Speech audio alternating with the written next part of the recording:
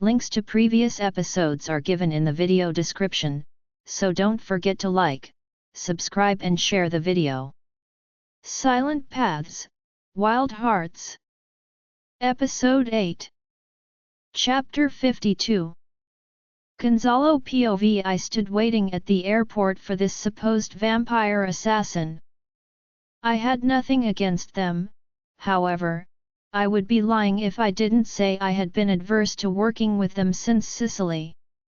Thankfully, our interactions with the vampire world had always been few and far between. Until now. A tall lean man with long light brown hair was walking towards the exit, looking around, searching for someone. I let Dario come forward slightly so that I could use his enhanced smelling sense to double-check that this was our guy. The sweet smell of vampire hit my nose and I saw him pause a step. He looked at me, then smiled, and flashed his brown eyes red before he continued my way.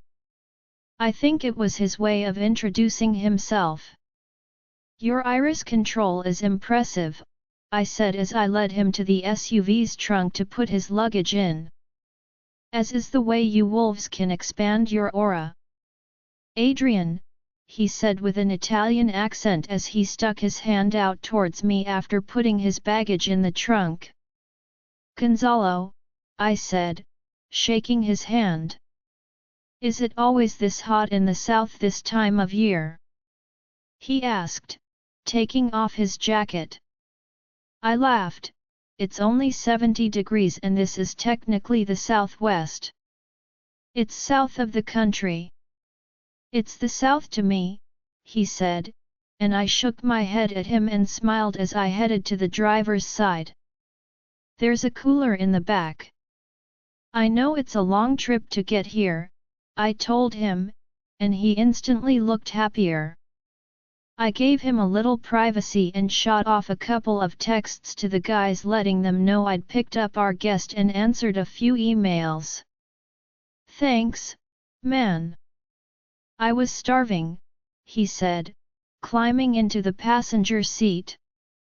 I nodded at him and started the drive home. "So do you know when we can expect your friend?" I asked, not having anything else to talk about. "Nope. We aren't really given details on anyone's assignment. Snow White's assignments are always special requests from the Queen, so we know even less about them unless I'm allowed to go with her," he explained. "Snow White?" I asked. "Yeah, her skin is white as snow, ate from a poisoned apple, it's just a nickname." He shrugged. We chit-chatted for a little while about the job and pack life. He seemed like a nice enough person and I found myself enjoying the ride. He made it easy to relax. I pulled into the pack house entrance close to 11 and Helios, Nat, Theo, and Sebastian were waiting for us there. I heard him whisper, "You better watch what you say. Alpha won't like it if you hit on his Luna," I warned him as I slowed down.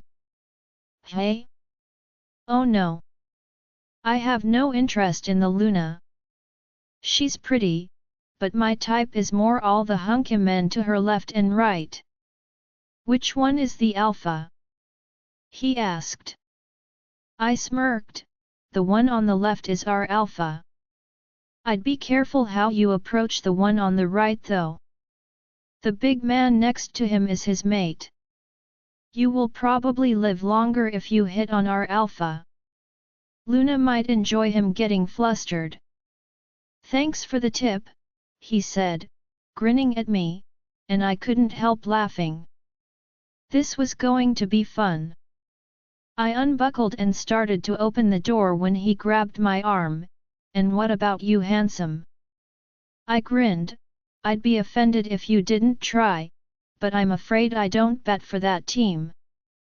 "Oh, I think I'm going to have a lot of fun here. I've changed the minds of a few in my time," he winked at me. I laughed and shook my head and went towards the back to get his bag while he introduced himself.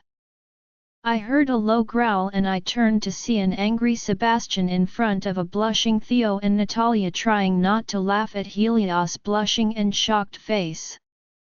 I can only imagine what he said to them, especially when he turned around and winked at me before he came over to grab one of his bags. Fighting a losing battle with mated wolves, I laughed at him. Oh, but it's so much fun already.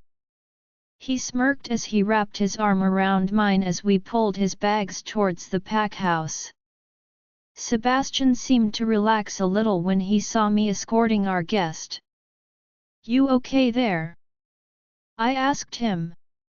"I don't appreciate a stranger coming to my home and hitting on my maid in front of me," he growled.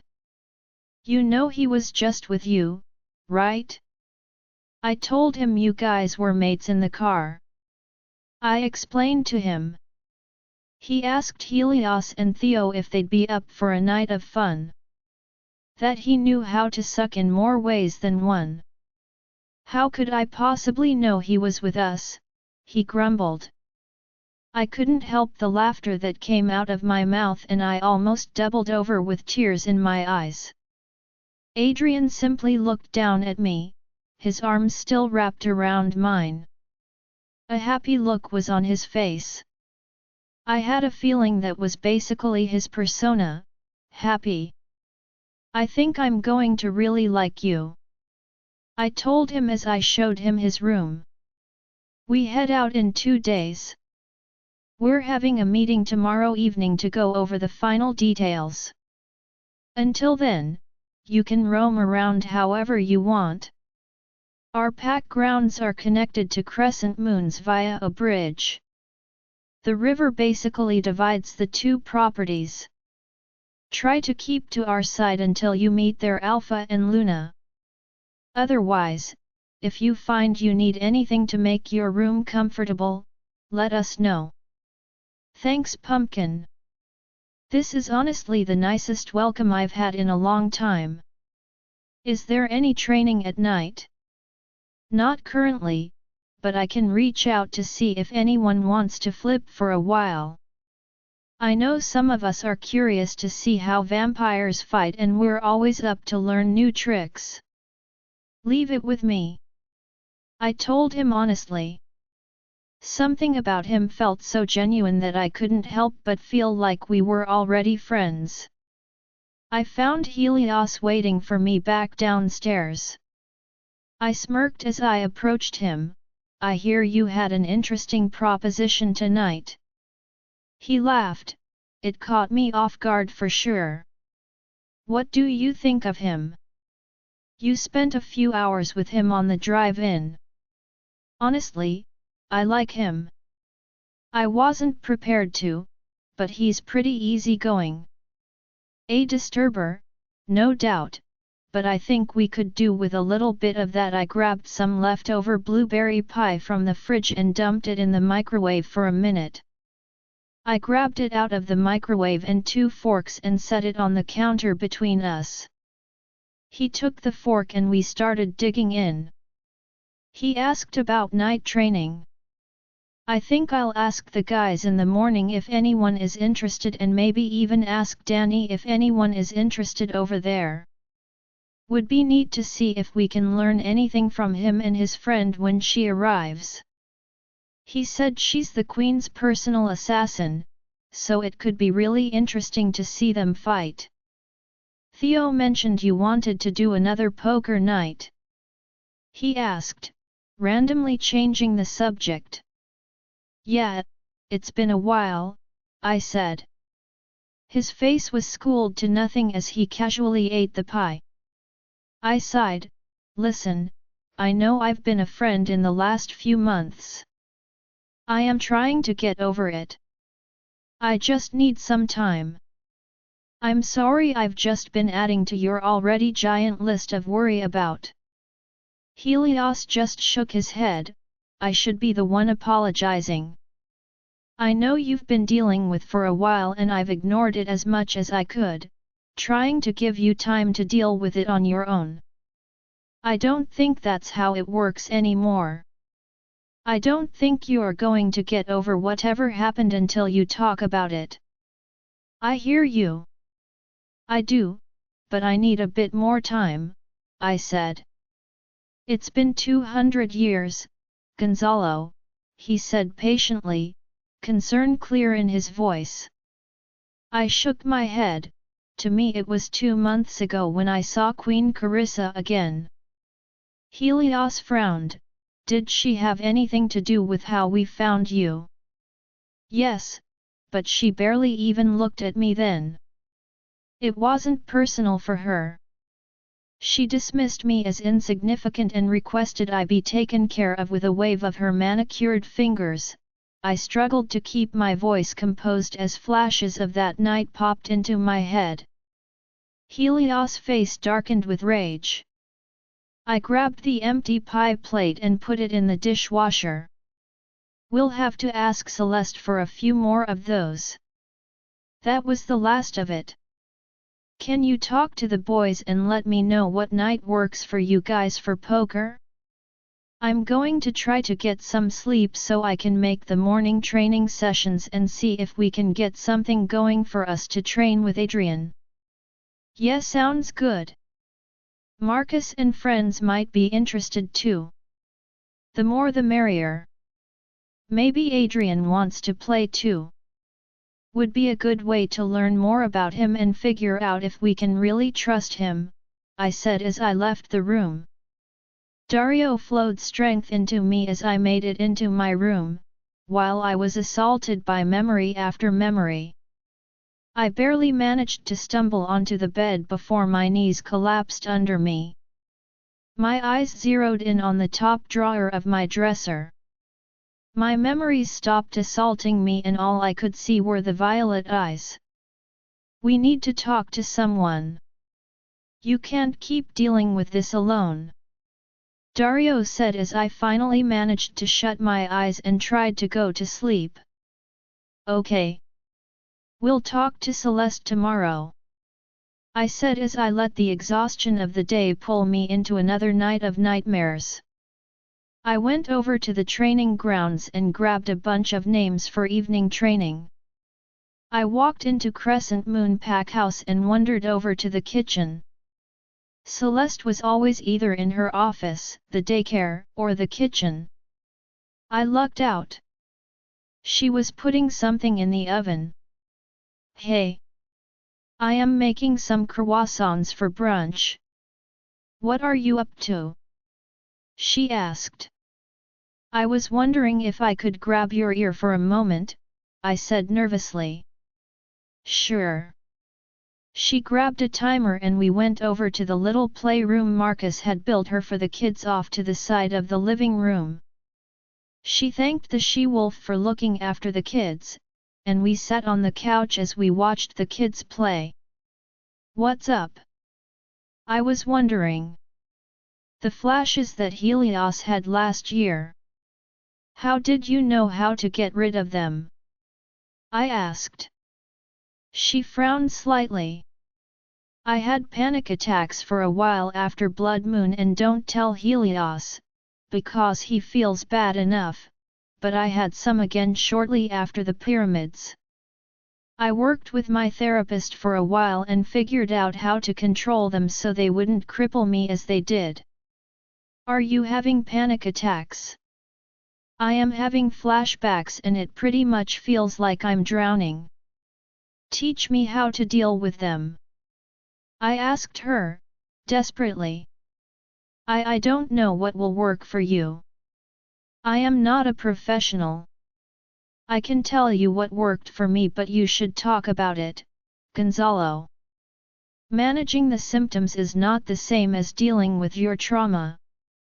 I will. Helios and the boys should know first, but I have to be able to manage the flashbacks or I won't be able to get through it, I told her. She nodded and walked me through her exercises and I hoped they worked, because I needed to get past this again. We had the first training session that evening with Adrian. It was interesting to watch. Adrian was lean and tall.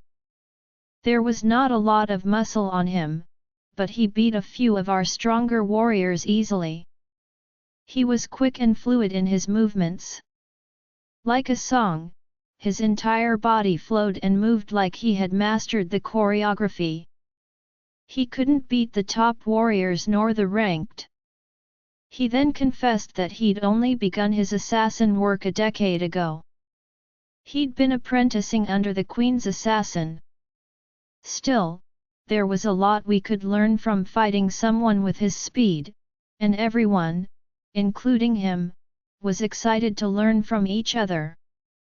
Casha POV. My feet were heavy and tired as I walked into the estate. The last assignment in Israel had taken much longer than I thought. I officially hated that place. If there wasn't some sort of political conflict, there was a religious one, or a supernatural one. Why any supernatural creature would choose that as their home, I don't know. I was there for 2 months longer than I should have, and it was more than I wanted to spend there in a lifetime. The beauty and age of the place wasn't worth it in my books. Cassie, in my office please. You're late for your next assignment. My sister's voice made me pause on the stairs. Carissa, I'm tired, can't it wait until tomorrow? I want to shower and sleep. Nice to see you too, sister. I'm still alive and well. Thank you for asking. I only almost died 3 times, I thought. You have 30 minutes to shower, then my office. She said, and I sighed, nodded, and continued my trek up the stairs. I had dumped my clothes in the dryer, knowing no one would come into the trader's room for them. I took a long hot shower and was putting on a pair of comfortable leggings when I heard a sharp knocking on my door. Queen Carissa and her beloved, Prince Armand are waiting, came a voice from the other side of the door. I'm putting on my clothes. They can wait a couple more minutes, I snarled, not in the mood to deal with this. I hadn't eaten, slept, or rested in God knows how long.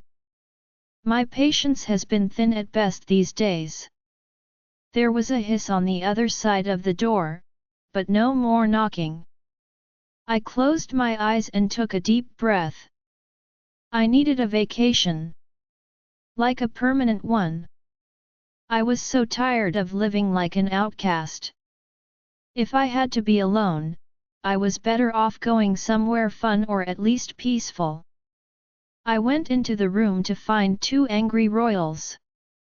It's been almost 40 minutes, Cassie. You know I don't like to be kept waiting. My life is a lot busier than your simple life. My sister bristled. Then let's not waste time with chit-chat. What is my next assignment, sister? Queen Carissa. Address her by her proper title, Armand said, his voice full of contempt for me as always. I bit back a curse and I bowed deeply. My apologies, Prince Armand, beloved to the Queen. I forgot my place. Queen Carissa, what, might I humbly ask, is the next assignment you wish me to complete for you?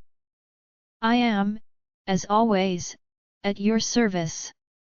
I made sure not to smirk at the nonplussed looks on both of their faces as they were taken aback by my overly formal statement. Clearly, they never grasped the concept of sarcasm. Yes, well, we're sending you to Arizona. There have been some developments and I need you to assist some werewolves with a delicate matter that cannot get out. It is of the utmost importance that this is handled delicately, Carissa answered after a few moments of more awkward silence. I made sure to make sure my face gave away nothing. I have never been allowed to go to the New World. This could be my chance to get lost. What am I assisting with? I asked. They found a few missing vampires being held prisoners in some research labs. It appears that it's part of a bigger issue that mostly involves shifters. It was only a couple of vampires, so I didn't see the need for so much drama. However, as both the American Council and the European Councils have insisted that we need to be actively participating to bring the corporation down, I need to send someone to help them. I froze at her words, remembering what happened to me over 20 years ago. I never told anyone what I went through for those 6 weeks. Could this be the same corporation that kidnapped me 23 years ago in Glasgow? What have they been doing with the shifters and vampires? I tried to ask as casually as possible. Torture and some type of experiment on them. As I said, it is mostly a shifter problem. We just need someone that can keep quiet and isn't essential. Adrian is already there. You were supposed to be there with him in March. Armand answered with so much carelessness. When would you like me to leave? I said a little too quickly, raising suspicion with Armand. I was hoping for a few days to rest, my queen.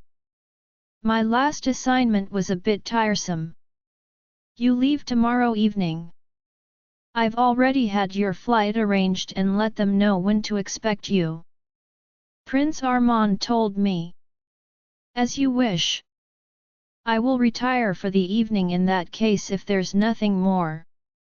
I bowed politely. Yes, you will report directly to me once a week or if any important information is discovered at any point in the week. I expect a thorough report every Monday at minimum. Prince Armand said sternly. I refrained from physically groaning. Reports. Will anyone else be joining us on this mission? I asked. No. Just you and Adrian. We will not be doing all of the dog's work for them, he said, and waved a hand at me lazily. I took that to be my dismissal. There were warring emotions inside me. I was glad Adrian was going to be with me. Maybe I could convince him to defect with me. He was another outcast after all, mostly due to his birth and his association with me. I was conflicted about when I would make my run. On the one hand, I could leave right off the bat. Let them send someone else to help. On the other hand, this could be my chance to get answers.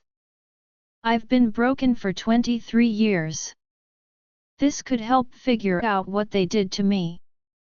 I grabbed my clean clothes and then paced my room for a few hours before I decided I would see this mission through and then disappear from the supernatural world.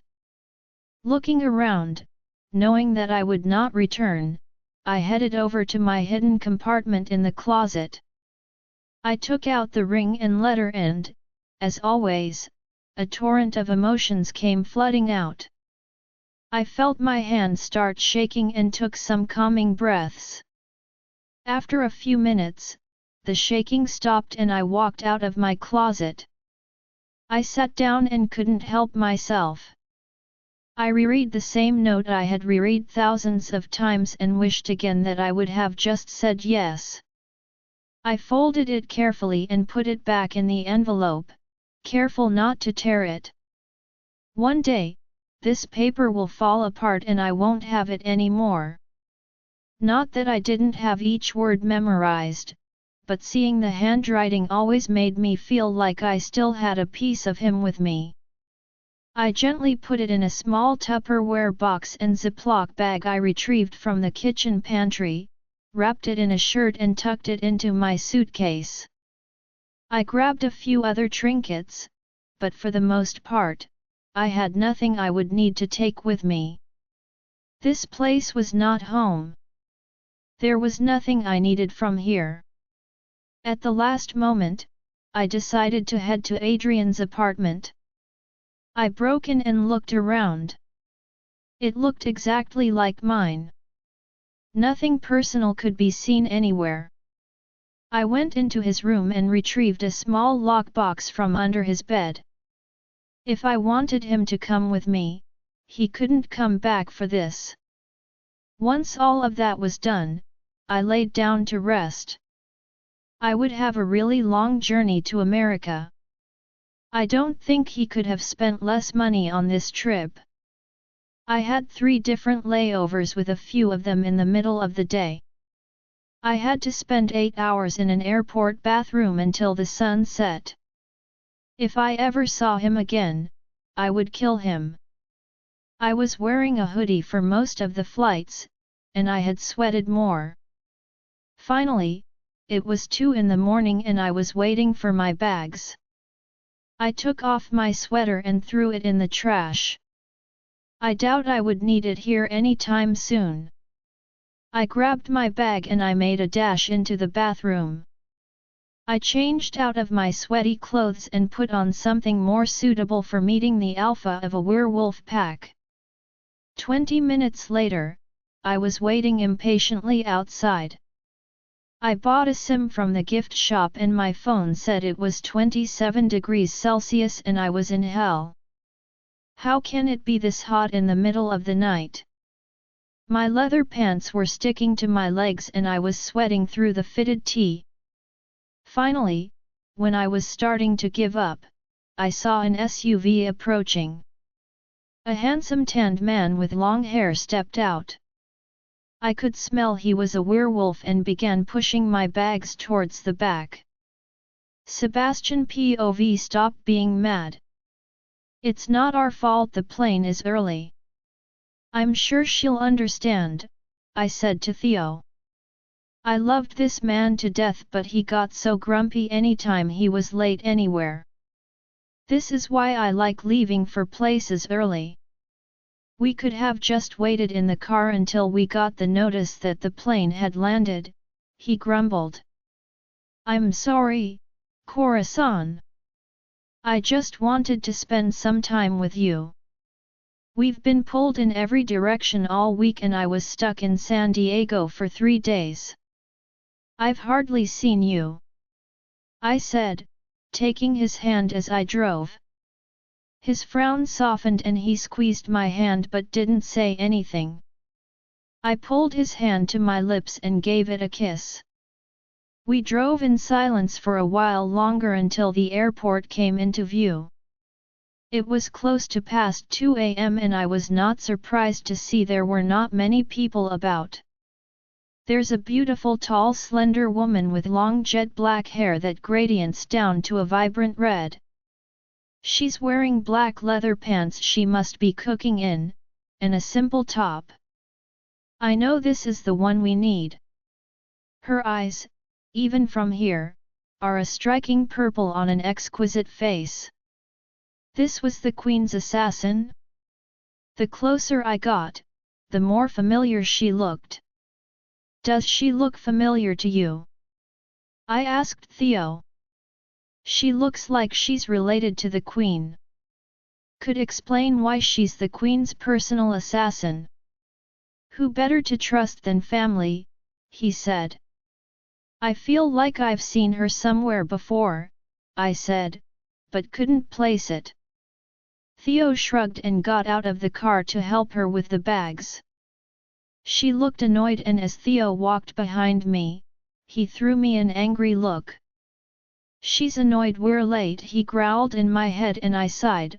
I knew I wouldn't live this one down for a few days. She got into the back seat and I saw her rub her forehead. I'm sorry, I haven't eaten in a long time. Any chance you guys brought a snack? Cooler in the back seat, I instructed her. I saw her face brighten and smile, making her look younger. Ugh, thank you. I really appreciate this. I'm Casha. We gave her some privacy so she could drink the blood we brought her. About 10 minutes later, she jumped back over to her original seat. "How's Adrian working out?" she asked. "He's really friendly, but feels a little green." "No offense," I answered. She nodded as if expecting that answer. "I'm working on that. His fighting skills need work, but his people skills far exceed mine. He makes a good babysitter and I get to teach him the trade." She grinned at me through the rearview mirror, but it didn't reach her eyes. Something didn't quite add up. I looked at Theo, who seemed to be thinking the same thing I was. "Why do you need babysitting? We were told you were the best," he asked. I saw her smile falter slightly.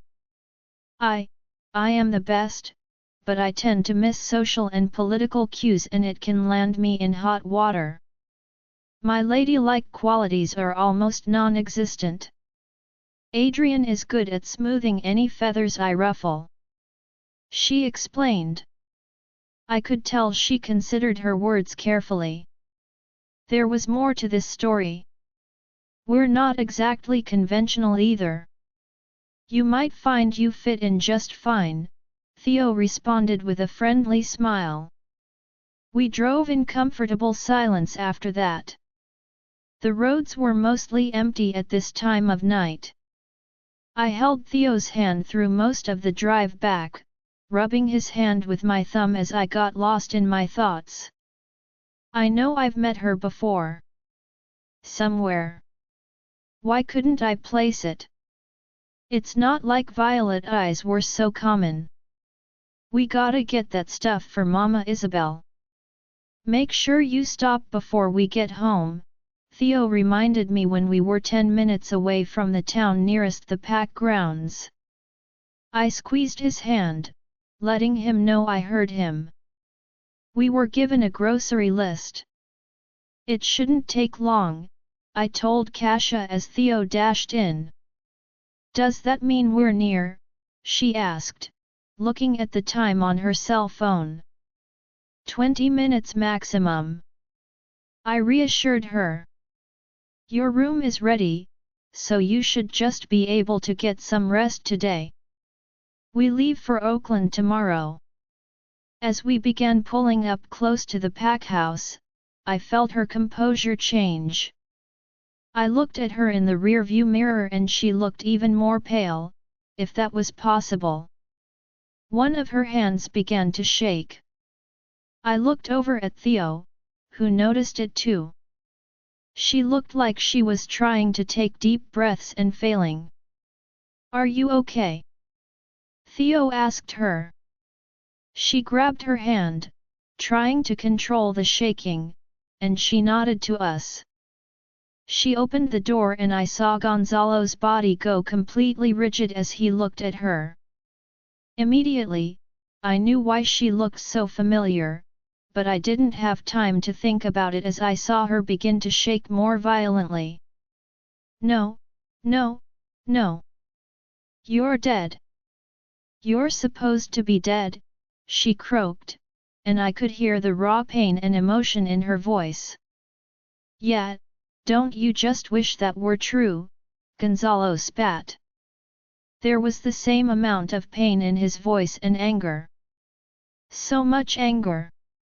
It was uncharacteristic of the easygoing man I've known for 2,000 years. He turned around and stalked towards the double doors when Casha yelled at him. "Wait!" She reached out to him and I could tell that was a mistake. She fell to the floor and began to convulse. Theo rushed to her and I ran around the car. Faster than I've ever seen him move, Gonzalo beat me to her. "Cassie!" he cried out. Gonzalo POV. I felt like my heart was already in pieces. When I saw her stepping out of the SUV, my heart stopped beating. She looked different, but the same. She didn't look like the delicate princess I knew 200 years ago, but there was no mistaking it. This was Casha, My Cassie! Wait! I heard her scream and my step faltered at the pain in her voice. I turned around in time to see her fall to the ground, convulsions making her entire body shake on the ground. Despite my words and anger, my feet carried me over to her as if they had a mind of their own. Cassie!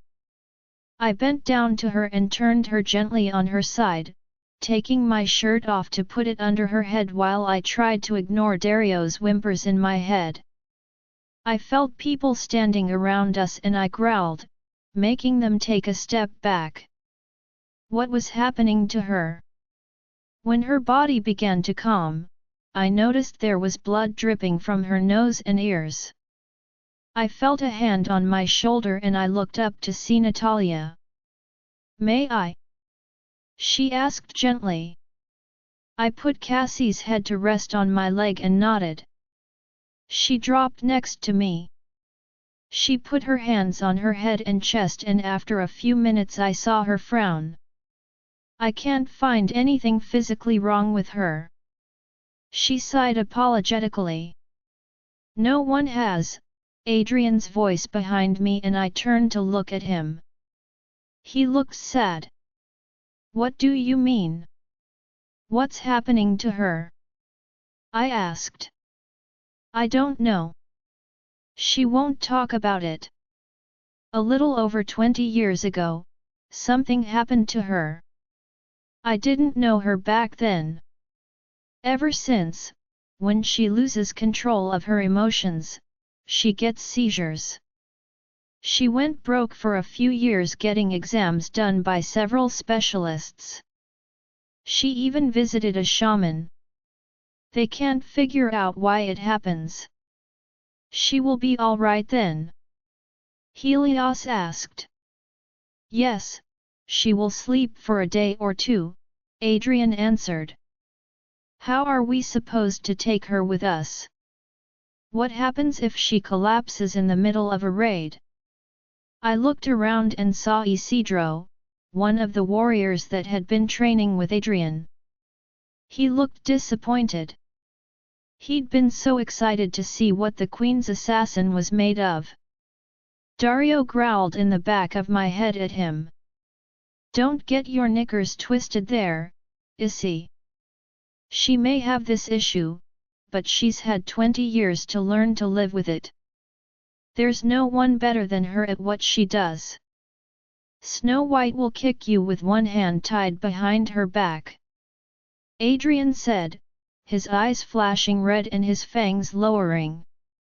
It was clear she meant a lot to him. I picked her up. Where are you going? Helios asked. Putting her in her room, I told him. I laid her in bed. Theo and Sebastian walked in with her bags as I wet a cloth from her bathroom and cleaned up her face. She looked exactly how I remembered her. Delicate and beautiful, but I could see the changes to her as well. Aside from her hair, her arms looked toned and I could see a few lightly raised scars. I got up after I was done and left the room. I needed a run. I was barely hanging on by a thread. Helios was waiting for me by the stairs. I shook my head at him. I know what he wanted, but I couldn't give it to him right now. We have to talk, Gonzalo. It's time. He almost pleaded to me. I knew he didn't want to use his position to force me. I need a run. Please. I can tell you what you need after, I said. He hesitated. You will come back today, he asked, and I remembered how I'd disappeared for a year after I recovered from my injuries in Italy. Little did he know, I had left to go find her. I will be back in a few hours, I assured him. He nodded and let me pass. I had shifted by the time I got to the end of the stairs. I let Dario take control of our direction as I got lost in my own thoughts. I never expected to see her again. How am I supposed to work with her for the next few months? I had loved her so completely. My life had belonged to her, and she'd thrown it away. It took me months to recover from my wounds and longer to be able to come to terms with what happened. I came back to the pack house at 2 p.m. Dario and I were exhausted and numb. I went up to my room and straight into the shower. When I came back out, Theo was sitting on my bed. "Is everyone waiting for me?" I asked as I walked into the closet to change. He shook his head. "Rest. I just brought you lunch." Helios said we'll meet after dinner. I nodded gratefully. Casha. Still sleeping? Natalia checked in on her a while ago, he said as he walked towards the door. I crawled into bed and closed my eyes, willing myself to pass out. I must have succeeded, because I woke up to a knocking on the door. I got up and opened the door. It was Theo again. He looked over at the sandwich he'd brought me earlier and tsked. He walked in, tossed me a shirt and grabbed the plate. "You missed dinner. Casha is still sleeping. Helios, Nat, and Sebastian are waiting for you in Helios' room for more privacy." I rubbed a hand down my face and nodded at him as I put my shirt on and headed up the stairs towards the Alpha Suites. I sat on the empty love seat. Everyone was quiet, letting me gather my thoughts before I began. I didn't know how. I'd kept this pain to myself for so long. I felt Dario's strength and silent encouragement. I met Casha in Sicily, in the underground magical market. I was trying to find her. I needed for the amulet Helios wanted to test against that barrier we found in that cave in Spain. I was casing her shop. Everyone had told me that she was closed for business, but I didn't believe it. Being a foreigner, I knew they didn't trust me. After a week, I finally saw someone exiting her shop from a wall that didn't seem to have a door. I followed her to another shop and struck up a conversation. I took a deep breath. I didn't know who she was then. All I knew was that I had never seen another woman as delicate and beautiful as her. We talked for hours as she shopped. An hour before sunrise, she started panicking. She'd lost track of time. I don't know what possessed me, but I asked her out to the theater the next day. I laughed dryly, remembering her mischievous laughter and the twinkle in her violet eyes. I didn't know at the time that her family owned the theater, so it was a pretty pathetic place to take her on a date. She agreed to meet me there anyway. Over the next 2 months, we saw each other almost every day while I figured out how to talk to her. I looked down at my hands, remembering how she would grab them and kiss my pulse point when she was overcome with emotion. I fell for her hard. I frowned. I never noticed that she never talked about her family or what she did when she wasn't with me.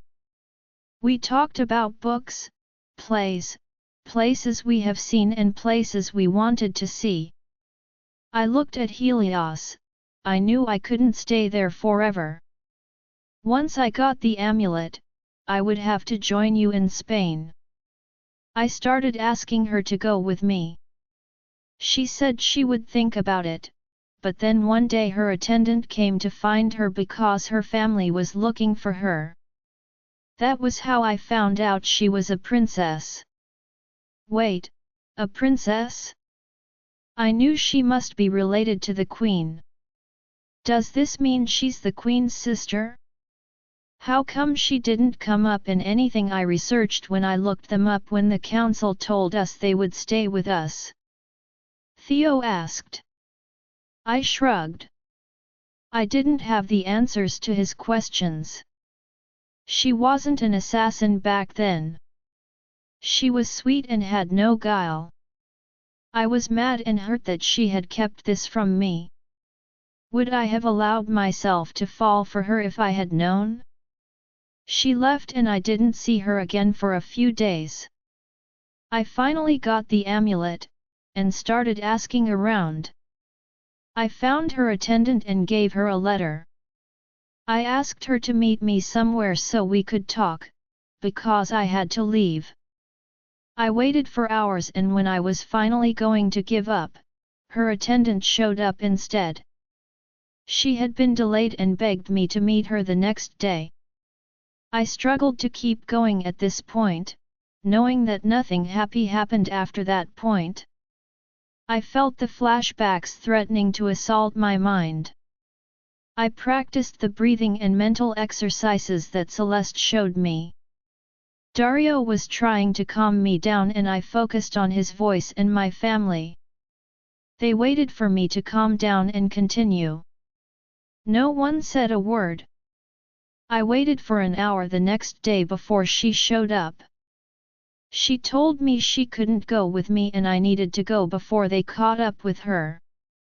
I was afraid she would be hurt, so I begged her to go with me. I considered just putting her over my shoulder and leaving with her, but I didn't want to take away her choice. Her sister showed up with a bunch of their guards. She had an argument with her. Carissa told her that she was royalty and should not be humiliating her family by choosing a dirty human as their beloved. She told her that she would accept the proposal from the family their parents had chosen for her and told her guards to deal with me. She didn't want me seen near her sister again. Everyone growled at that and I smiled, appreciating their anger on my behalf. The guards, well, you remember how you found me. After I was able to move about again, I left to find her. I thought she was in trouble. I spent months looking for someone to help me find their estate. When I finally did, I snuck in. There was a party going on, so security was lax. I tried looking for her, until I heard someone talking about how romantic it was to watch the princess mark her beloved. I left after that and spent a few months drinking the heartache away before I went back home. I lied at the end, but I was not going to tell them my biggest shame. That was something I would never tell anyone. She needs to leave, Natalia growled. I looked up at them and I shook my head. We need to get this done. Rescuing the shifters is more important than an old broken heart. If she's as good as Adrian said she is, then we could use her. I can handle it. Are you sure about that, Gonzalo? Sebastian asked me. I try not to push, but we've all seen the sadness in you since the Queen visited. Now she is here. That has to hurt you even more. I just need a few days. I will go to Omaha while she recovers in her stead. That will give me the time I need to clear my head. Celeste promised I'd meet my mate soon. That will help me clear my head. It's a big pack house. I am sure we can spend as little time with each other as possible. I doubt she wants an old ex around her all the time. They still didn't look convinced, so I added, we can't return the help we've been given. It might start a conflict with the vampires and once we start raiding labs abroad, we'll need their resources and their cooperation. They agreed in the end and I excused myself to go get some dinner. I didn't know why I fought to keep her here. Sebastian was right, it would hurt more having her around. Maybe it's because you need closure, Dario suggested.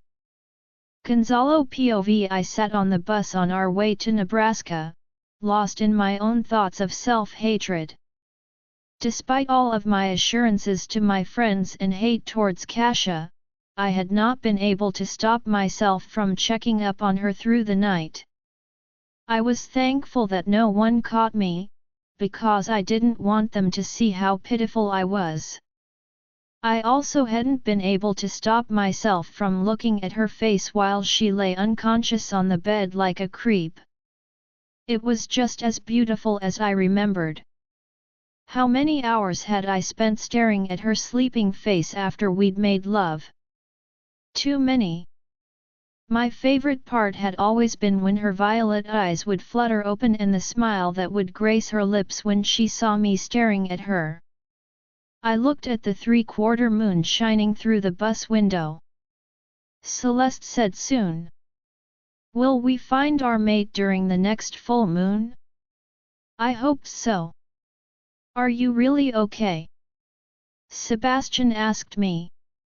I turned and saw him staring at me. Theo is asleep on his shoulder. I will be, soon. I said, thinking again about my future mate. I've seen the paintings, he said, and I froze.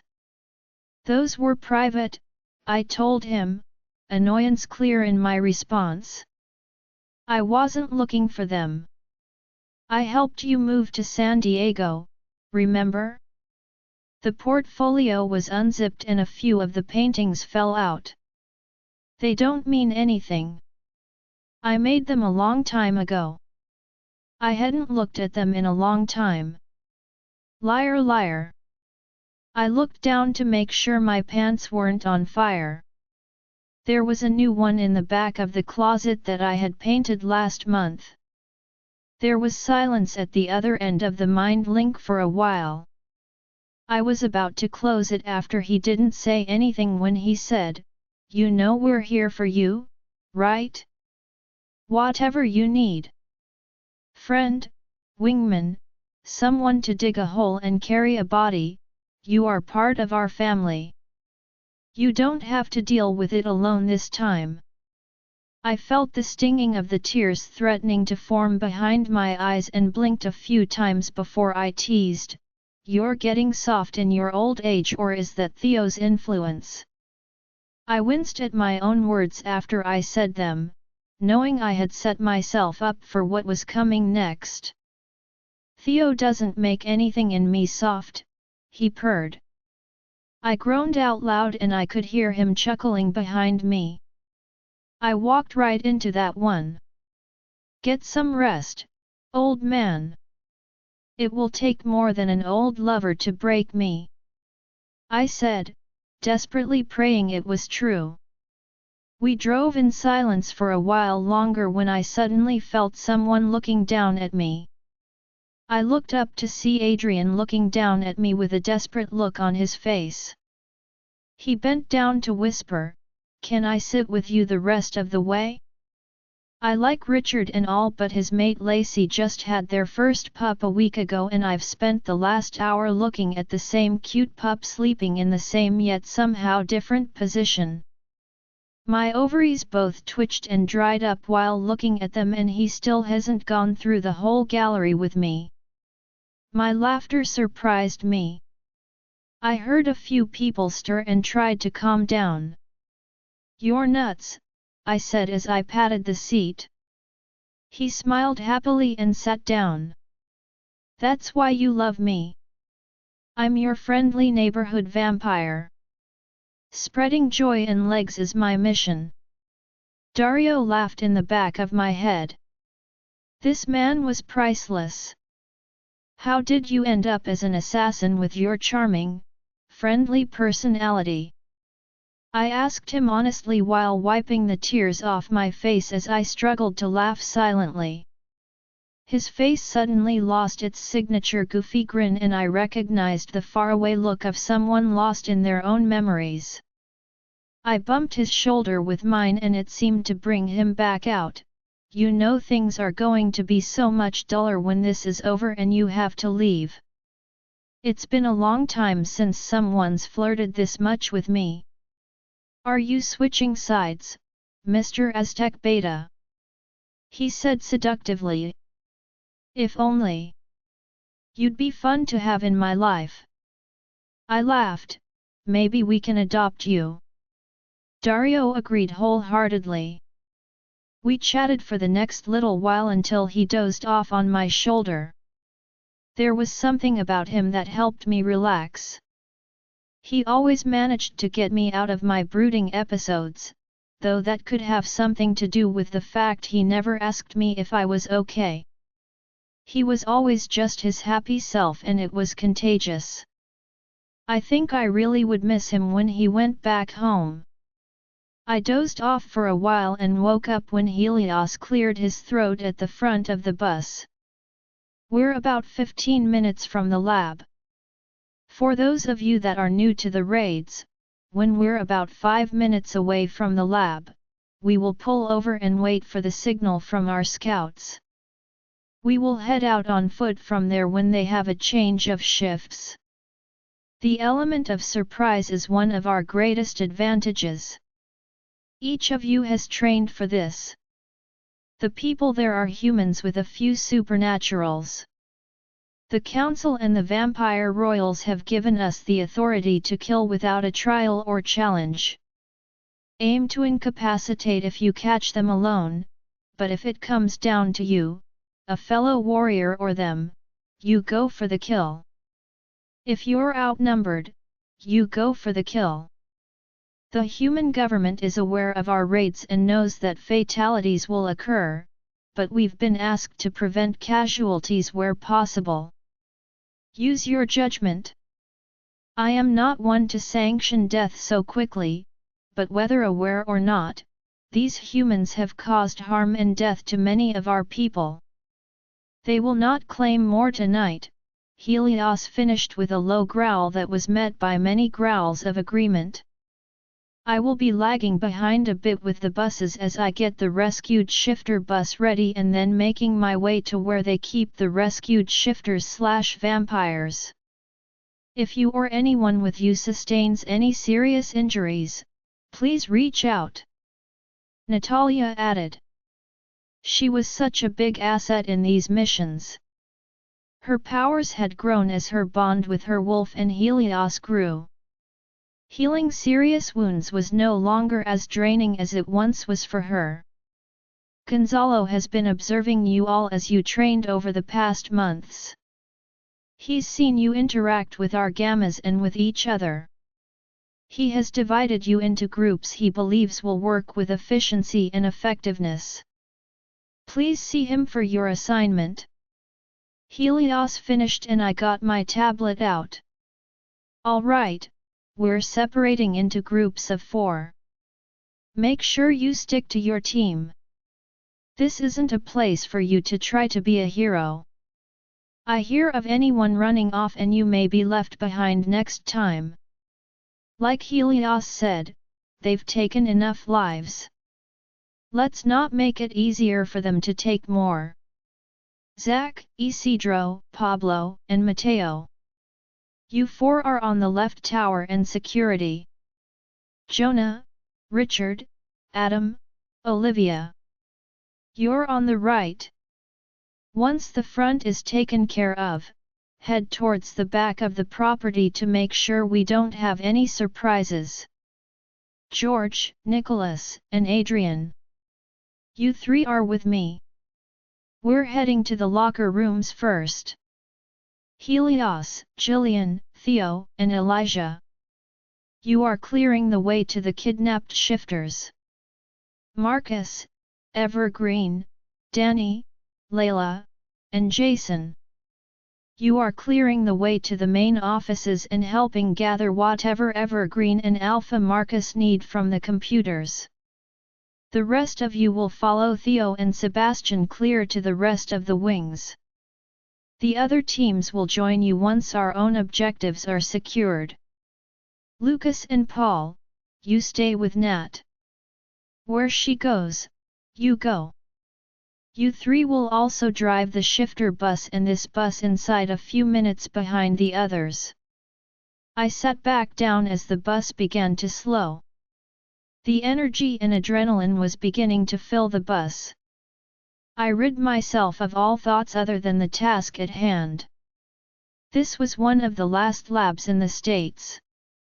We'd so far gotten lucky that each one seemed to be unaware of the other.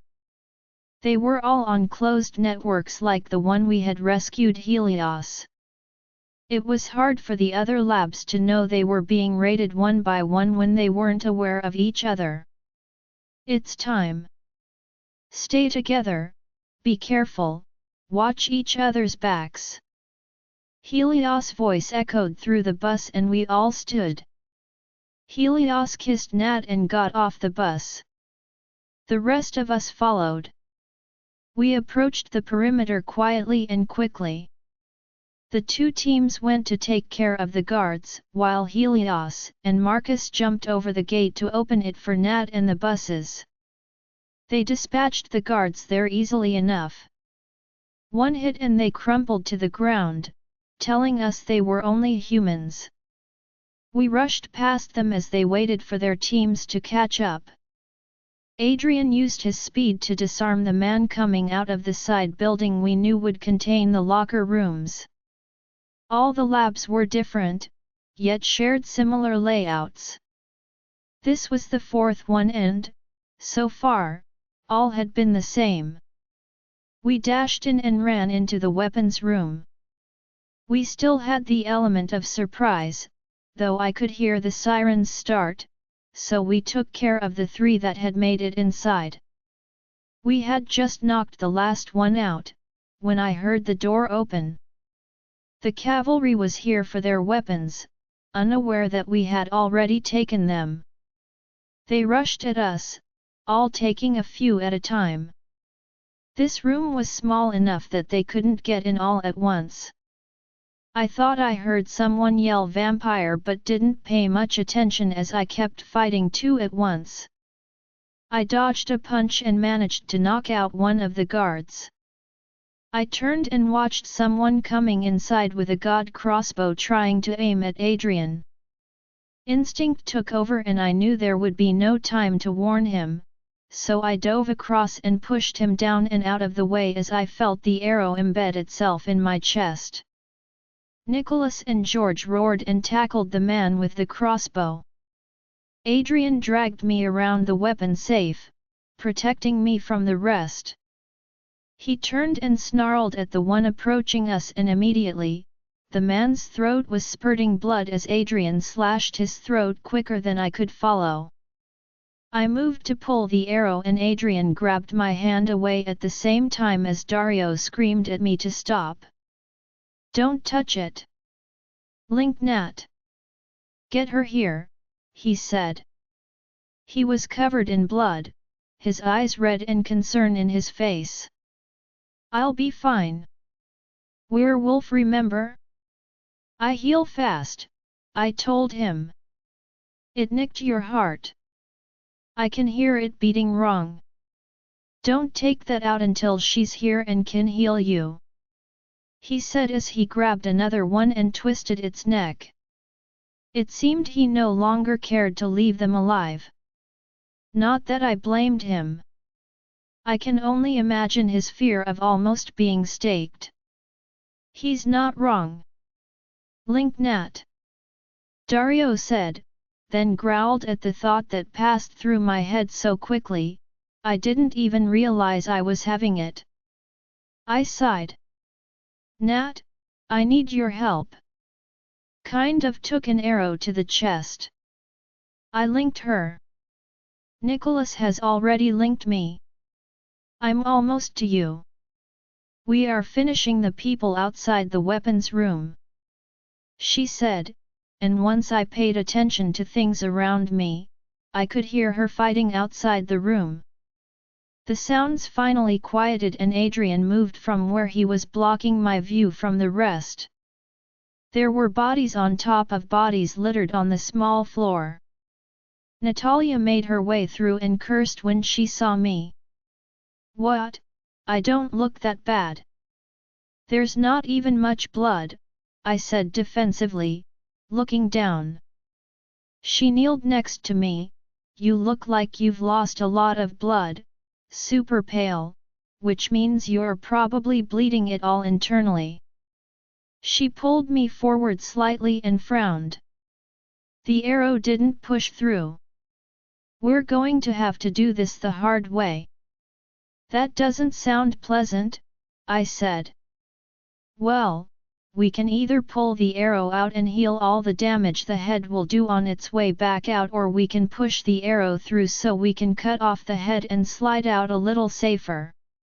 You will live through both of them, but both choices will be painful. I let my head hit the wall. Of course it will. What part of my life lately wasn't painful lately? Do whichever you think is best, I told her. She looked at me and nodded. Adrian, I need you to hold him. He can't move. George, Nicholas, hold his legs, she instructed. Once they were in place, she grabbed the arrow shaft and looked at me. I'm really sorry about this. On 3. She said, and I nodded, readying myself for it. 1. She pushed her body weight on the arrow and I groaned. That was not 3, I said through gritted teeth. I heard Adrian whimper slightly and I looked to his side and realized my claws had come out and they were digging into his arm. I immediately retracted them. Sorry, I said apologetically. He looked at me weird, then smiled and shook his head. What? I asked him, confused. You literally saved my life and are apologizing for giving me small cuts on my arms while you're on the floor with an arrow through your torso. You're just a weird man, he said. I shrugged and turned back to Nat. Did it work? Yes.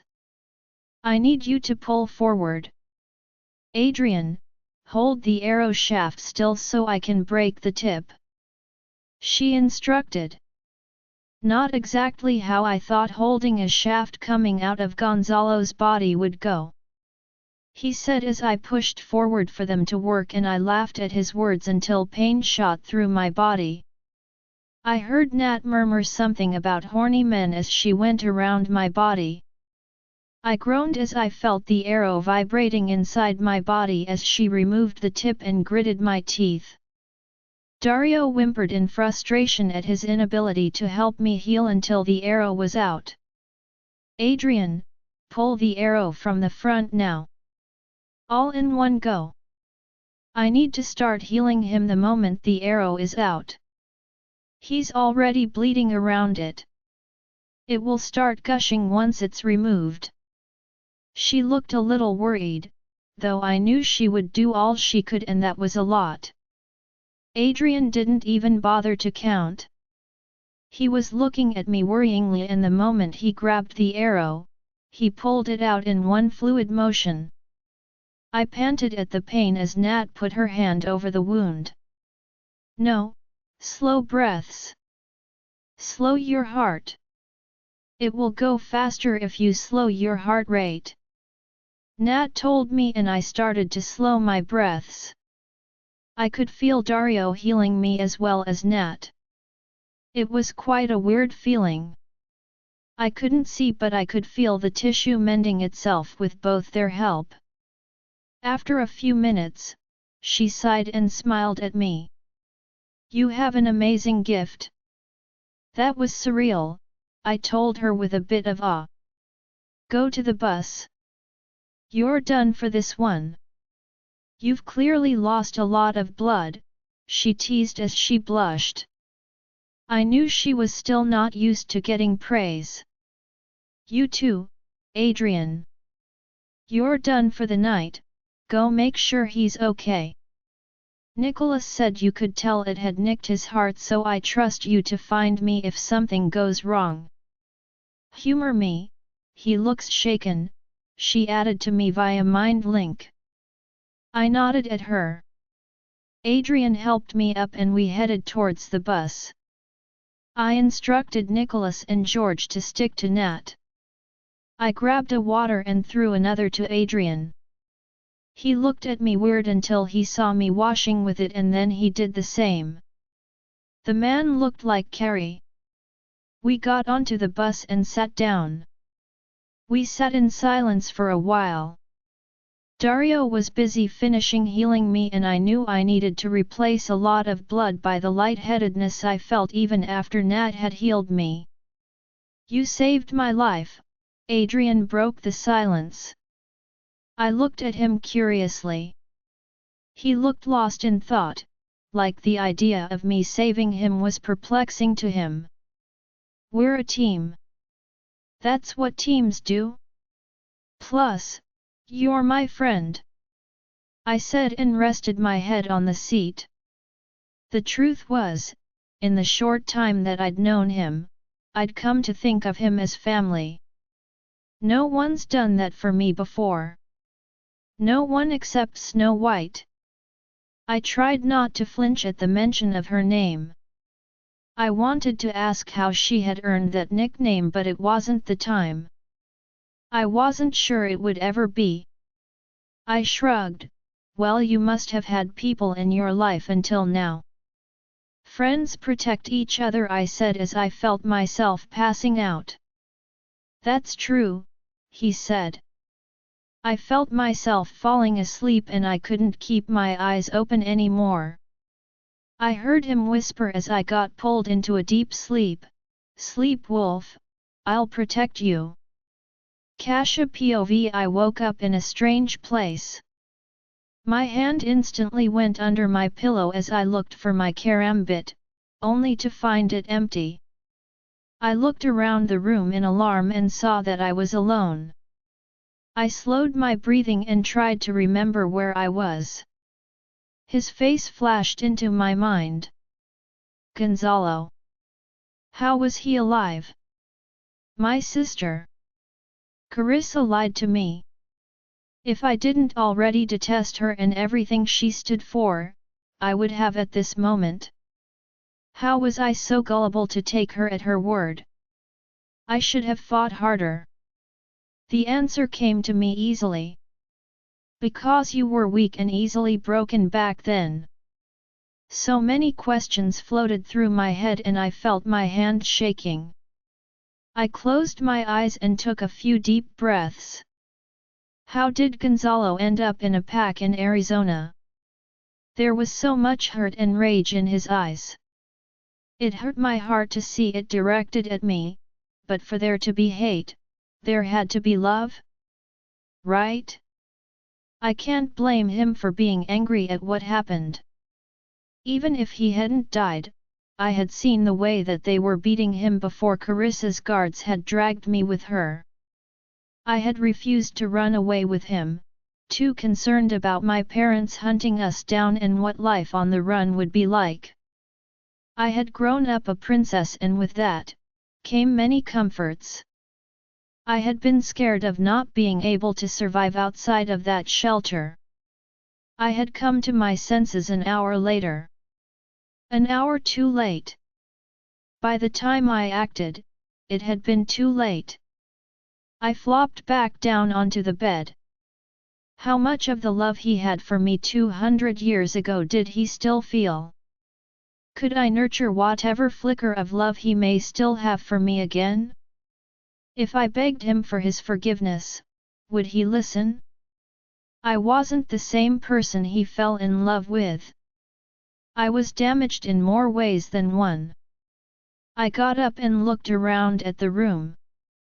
I found my phone on the bedside table. I flickered the screen on. It was 4 p.m. It looked like I'd slept for almost 4 days. It was too early to leave this room right now. I didn't know what was on the other side of the door and I wasn't willing to chance a hallway window. I stood and turned on the light, pleased to find my bags on the side of the room by a door I hoped was a closet. I had a couple of hours before I could leave and explore, so I may as well unpack. I was going to be here for a while after all. I froze slightly as I realized that Gonzalo may be someone important to the pack to be waiting for me along with the Alpha. What if he convinced them to send me back? No, I would convince them to let me stay. I had a few aces up my sleeve. By the time I finished putting my clothes away, I had made up my mind. I would ask for another chance. If he got to know the new me and he didn't feel what he once felt, I would leave. Back to the original plan I had, then at least I'd know I tried.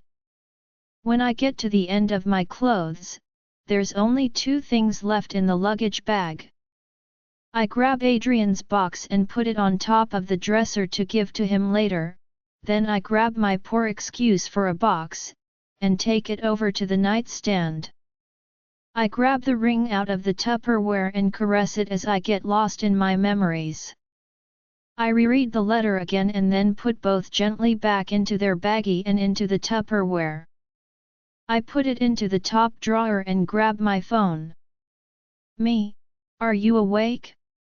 Adrian, unfortunately. Glad to see you're awake. The nosebleeds are getting worse. I winced. I know that, but there's nothing I can do about it. Me, where are you? I'm afraid to leave the room during the daylight. Adrian, on our way back from Omaha. We've got about 5 hours left to the drive. Adrian, they basically closed off half a wing for us. There should be a mini fridge next to the couch with blood bags. There's a common area across from your room.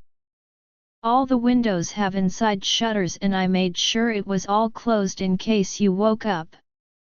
That was really thoughtful of them actually. I wanted to ask him about Gonzalo, but to do that, I would have to explain to him who he was and that was a conversation I was not going to have over text. Me, how did the mission go? Sorry I missed it. Adrian, no casualties on our side other than one of the rescued shifters not making it. We are bringing about 12 rescued shifters back. Sadly, we found another 5 dead in the morgue, along with 2 dead vampires. Sad emoji. Me, geez, that's a lot. Adrian, bigger than the last one. Snow White, do I have stories of knights in shining armor? I really like it here. These wolves are nice and hot. I laughed at that. Me, I've got a few for you. I'm going to go explore around a little. Let me know when you're almost here. Adrian, kissy face. Adrian, I have a laptop in my room, next to yours. There are lots of movies in there if you get bored. I got up from bed and went over to find the mini fridge. I thought about how he didn't ask me what happened when I arrived. I wasn't too surprised though. Adrian had an amazing ability of knowing when it wasn't the right time. He also knew I kept secrets from him that were too painful for me to talk about. I was reading a book on the couch I found on a random shelf when I heard a light knock on the door and the door pushed open without waiting too long for an answer. A beautiful tall woman with kind blue eyes walked in. She had long curly hair and she smiled brightly at me when she saw me. You're awake? We were starting to get worried. Adrian said you would only sleep for a day or 2. She said, and then stopped talking when she saw my karambit in my hand. I blushed and put down the knife. I'm sorry. I woke up in a weird place and you startled me. I told her. She nodded at me. I am Celeste, Luna of the Crescent Moon Pack. I scrunched my face in confusion. I thought the pack I was staying at was called Guardian Moon. It is. This is the Guardian Moon Pack house. Crescent Moon is just next door. Alpha Helios is my brother and my mate is Alpha Marcus. They are both away raiding the lab in Omaha. I am stepping in while they are away, and the Blue Moon Pack is lending some warriors to make sure the pack houses aren't left unprotected. She explained. I'm Cassie. Nice to meet you. I was surprised she gave me all of this information willingly. I know. I'm sorry I startled you. I've been checking on you to make sure you were still doing okay. Is there anything I can get you? I shook my head. I am okay. Thank you. I found the mini fridge. I gestured to the empty tumbler. Can I ask you a question? She asked me. I nodded at her. How long have you been having those seizures? What's causing them? I looked away, not wanting to talk about it but not wanting to lie to her. She seems so nice and everything in my body tells me I can trust her, so I pick something in between. I don't know. I've been trying to figure that out for over 20 years but not a single doctor can figure it out. She pursed her lips in thought, or maybe because she could tell there was more to it, but she didn't say anything. I saw her eyes glaze over before she stood up. They will be back in a few hours. I have to go get things ready for them. I'm sorry to keep things short. I'm sure we'll have more time to talk. She walked over to the door, and before she left she turned to look at me. I hope you managed to work things out. I was taken aback by her words, wondering if she knew about Gonzalo, and then decided she must be speaking about the seizures, so I went to the next room to grab Adrian's laptop. I hadn't meant to pry, but in the middle of his desktop was a single folder labeled Guardian Moon Friends. I knew Adrian. He was a big softy. He often said he liked to take pictures of when he's in a good place, because it helps him when he's in a dark place. I hesitated before opening it and decided I would ask. I hate when my privacy is invaded without my permission. Me, can I look at the folder labeled Guardian Moon Friends? I want to get a gauge of the people here. Adrian, knock yourself out. Molti bell'uomo, many handsome men, sweaty face emoji fire emoji fire emoji. I opened the folder and started looking through the pictures as I sorted the pictures by date and started at the top. At first it was just a picture of the pack grounds. It was a habit I'd made him adopt when I took him on as an apprentice. Go somewhere with a view and take pictures so you can study and memorize your surroundings. You never know when you have to run or hide. I was glad to see he was still doing the basics when I wasn't with him. There was a gap of a few days from those first pictures before he appeared to have decided this was worth being one of his good places, and the pictures started taking a more friendly, personal quality. The first ones were weird angles and I had a feeling that he had been sneaking them. There were some of people hanging out in a living area, playing poker. There were a couple of videos of the werewolves training and I recognized Theo and Sebastian sparring, being guided by a younger-looking werewolf. There was another video of Alpha Helios and another werewolf sparring. Based on the size of them both, I think the other must be another alpha. Their speed and strength were impressive. I clicked the next one and my eyes widened in surprise. I put the video in full screen mode and paused it. It's another training video, but what grabbed my undivided attention was the man facing the camera.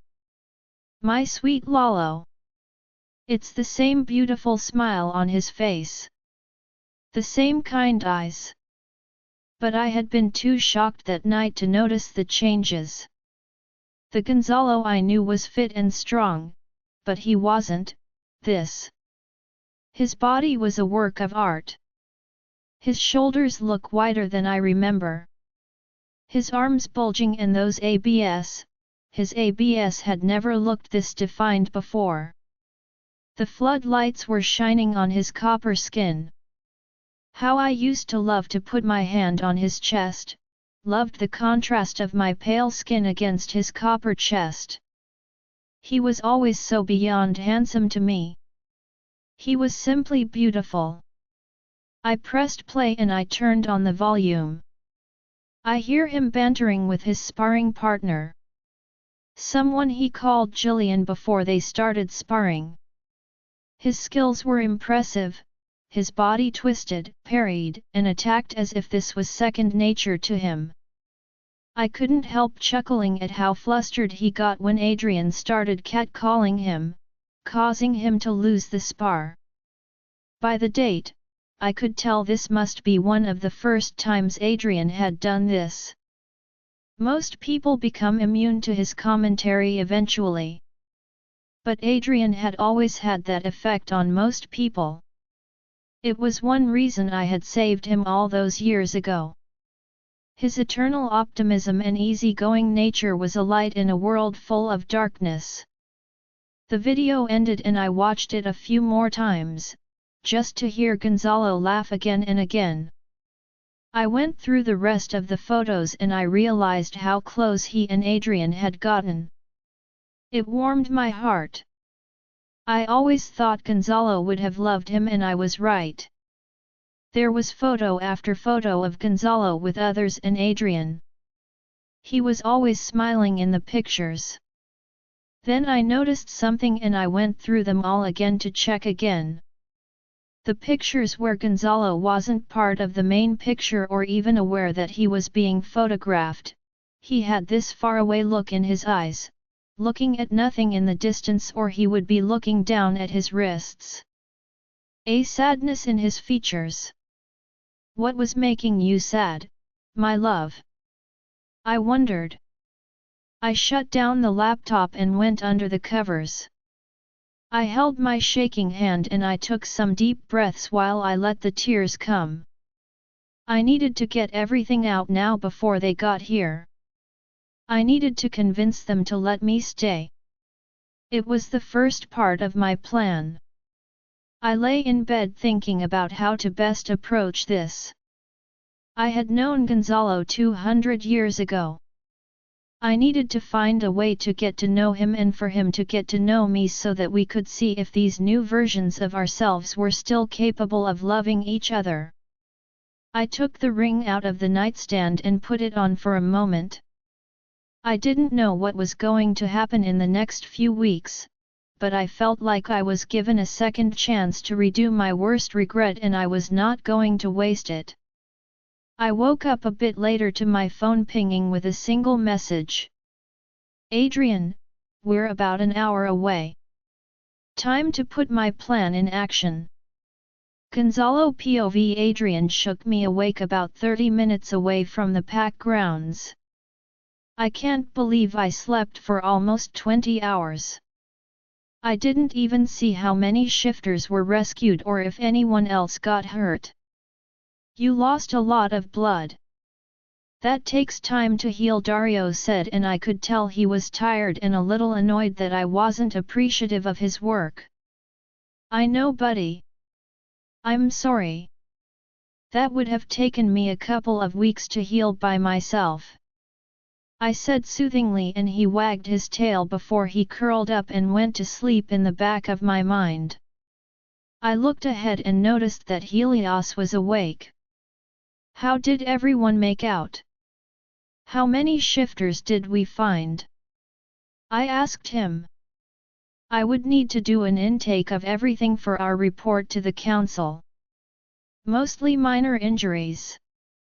How are you feeling? He asked. I looked down at my chest. It was still a bit uncomfortable, but it looked healed. I'm okay. It's a little sore, but I feel better. Our Luna is a miracle worker. I said. According to Adrian, you're pretty amazing yourself, he teased. I got the feeling that he isn't around decent people very often. He seemed very surprised I would help him. I told him. That's a shame. He's a nice fella. I only grunted in agreement. We get everything we need. Yeah, Evergreen will download everything onto the server for us to go through. He answered. And the rescued shifters? 12? 13, but one was accidentally killed by a guard that snuck in and was aiming for Liam. We also found a morgue with 2 vampires and a couple of shifters. We're hoping to find a reason for their deaths. We took pictures and a couple of tissue samples. They didn't look right. You think they were getting close? I asked him. We knew one of the research goals was to make humans and other species become shifters. It did look that way. Once we go through the files we'll know more and we can plan accordingly. We may need to speed up the raids. I could sense the worry in his voice. We'll figure it out. I reassured him. There was silence at the other end of the mind link and I could tell that Helios was hesitating. Celeste texted. Casha is awake. He said tentatively. That's good. We can see what kind of training and skills she has and plan our next attack. We have one last lab here in the States and we can decide what to do with her after. I did my best to keep my voice steady. I can send her away, Gonzalo. You shouldn't have to deal with her after everything she did to you. Helios' gentle voice made me cringe at how low I'd fallen. Just months ago, I was the one giving him gentle pep talks. I'm fine, Helios. Yes, it sucks seeing her again, but this is business. I don't like every person we've ever done business with. I was fine with Queen Carissa and she's technically the one that ordered my death. He sighed. If you change your mind, just say the word. Noted Alpha. If we're going into Alpha/Beta mode, make sure you don't almost die again, please. You know how much I hate paperwork. Losing my beta would be a huge inconvenience. He laughed in my head. I rolled my eyes at him and smiled at myself. My apologies. I will do my best not to die and inconvenience you. Good. Life would definitely suck without you. You're the only family I had for almost 2,000 years. You and Sebastian are getting soft with age. I have no intention of going anywhere. We pulled into the pack house and Helios stood up. Get some much-deserved rest.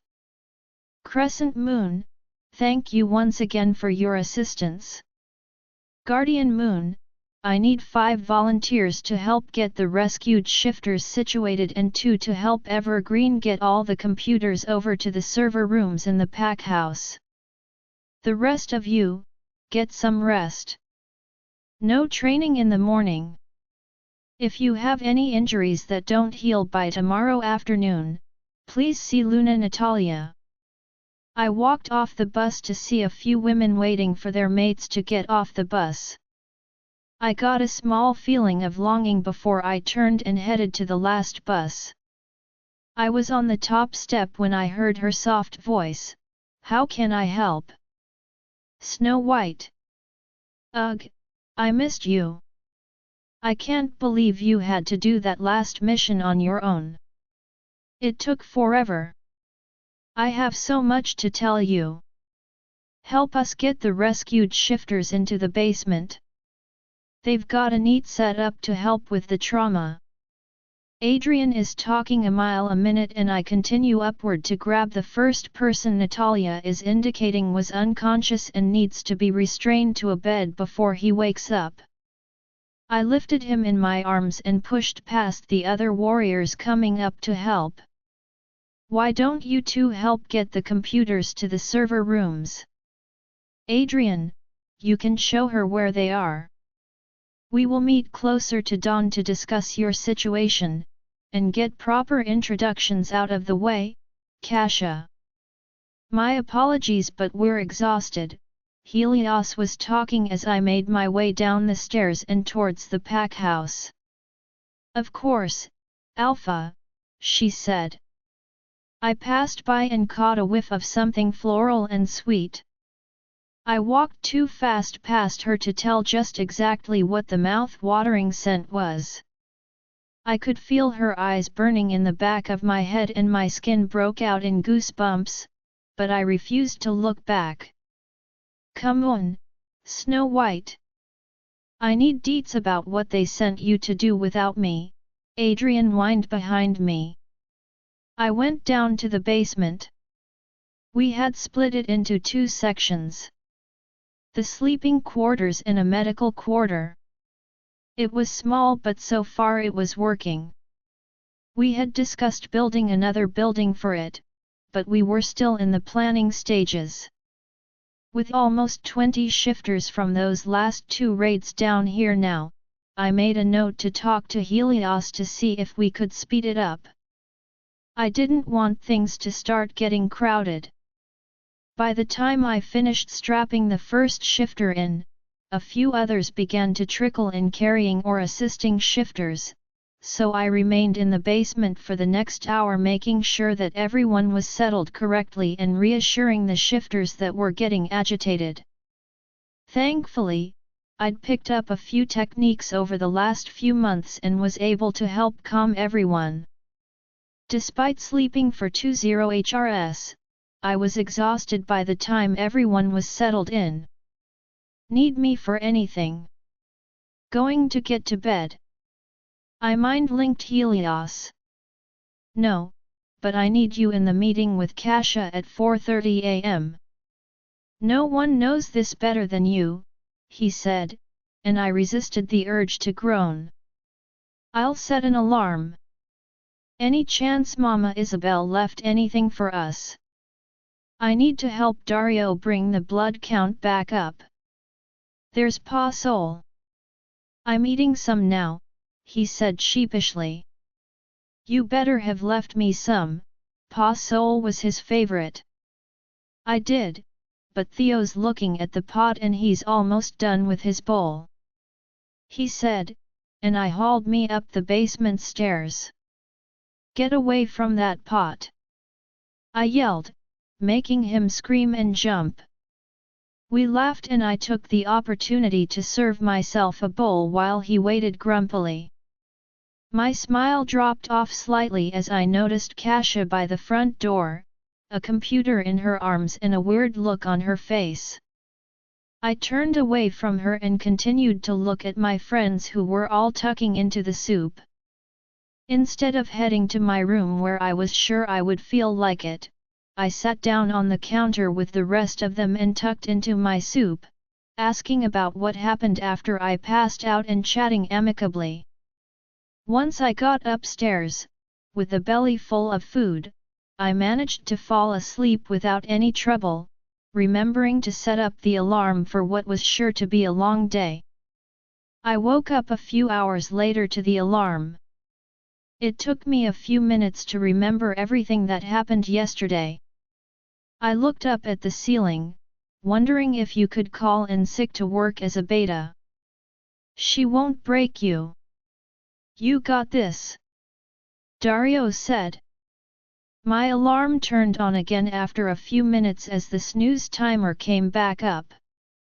I sat up in bed and turned off the alarm. There were a few messages from Adrian. I opened them up and read them, frowning then laughing. Adrian, hey, where are you? I want you to meet Snow White. Adrian, Theo said you're sleeping. Text me when you're awake. Adrian, are you okay?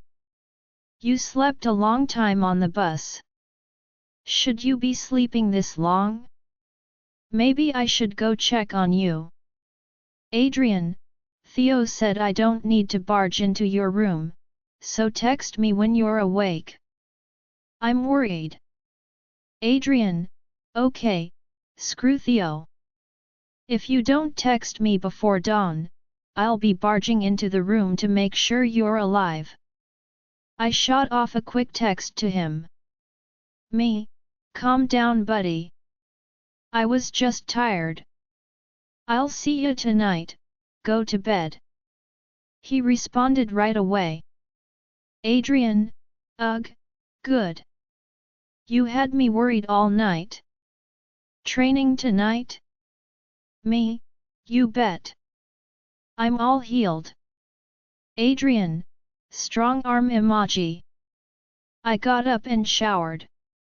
I hated myself for actually thinking about what I would wear to see her. I had about 20 minutes before the meeting, so I headed downstairs to find something for breakfast.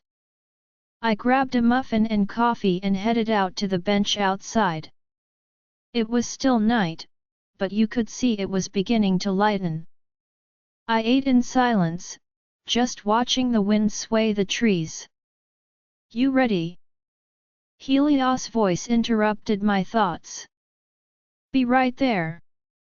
I refilled my coffee and walked towards the meeting room. I lingered outside getting my thoughts in order. Only one thing is at the forefront of my mind. She will not break me again. I opened the door to the conference room and walked in. Her scent hit me in the face. She was sitting the closest to the door. I recognized her sweet scent from being a vampire and could also distinguish the smell of cogita and lavender. It was exquisite, just like her. I held my breath as I walked past her to the other end of the table where the rest of the gang was already sitting. You can start, I'll fill in where needed, I mind-linked Helios. I needed some time before I could address her. Casha POV. I heard the door open behind me and I knew it had to be him. He was the only one missing. I was actually surprised I wasn't asked to leave right off the bat and took that as a good sign. He passed by me and I inhaled. He had the same ancient smell combined with key lime pie as he always had, but it had changed. He had that underlying musky scent of werewolf now. Had he always been a werewolf?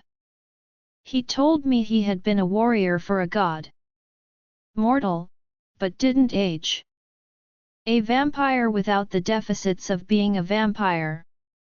Now he smelled of wolf. How was he able to mask it from me before?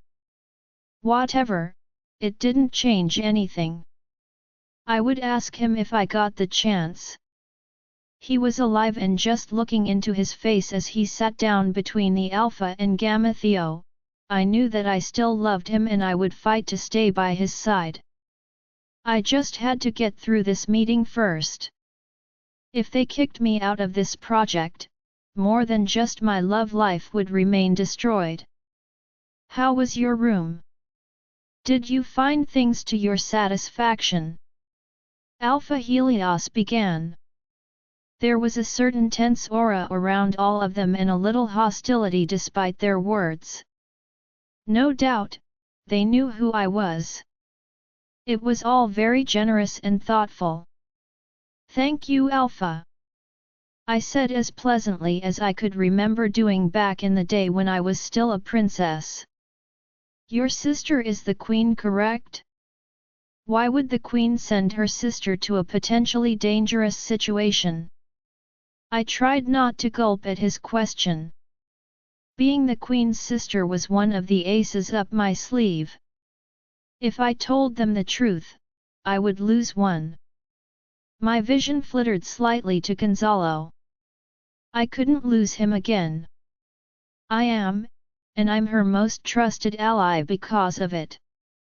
Carissa takes what's happening to the shifters and our own people very seriously. She sent me to ensure that the threat is neutralized and the supernatural creatures are safe. I lied through my teeth. What skills do you offer? Gamma Sebastian asked. I have the usual skills of a vampire.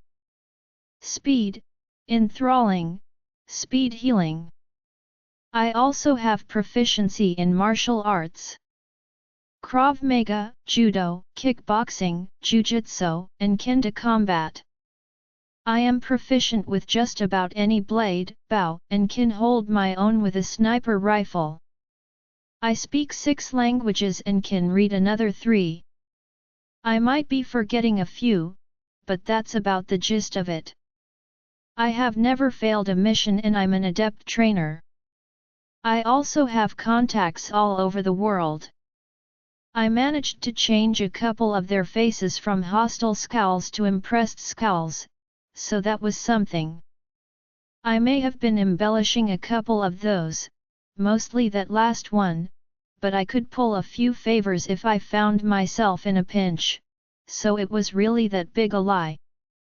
They were silent for a bit, mind-linking each other from the glazed looks in their eyes, so I just sat with my hands on the table.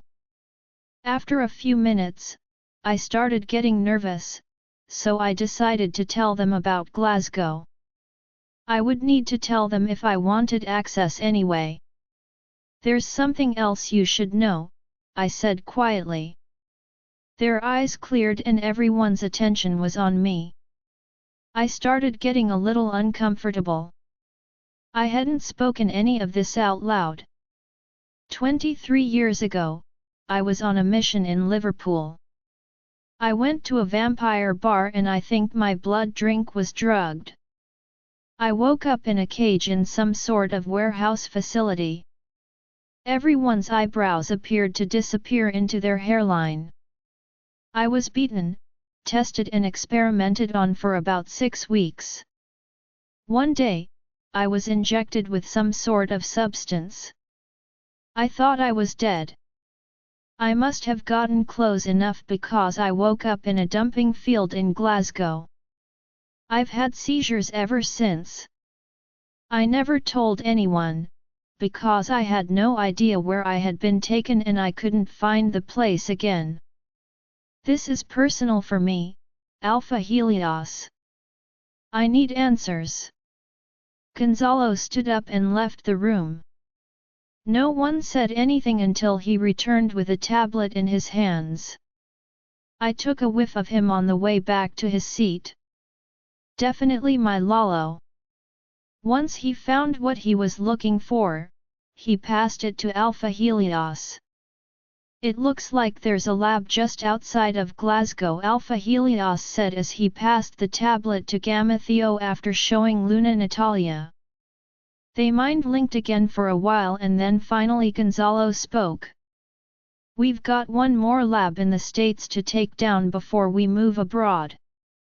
You will train in the evenings and we will determine if you have the skills to join us. You need to stay on pack grounds until we have the next meeting with the pack next door.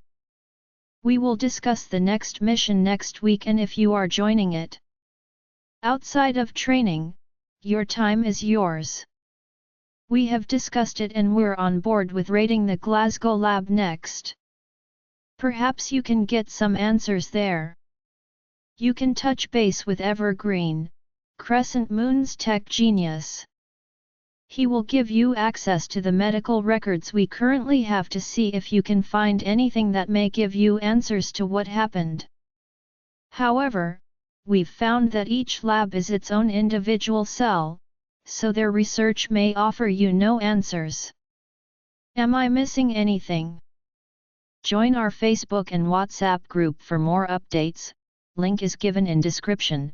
Rest audiobook will be continued in next episode.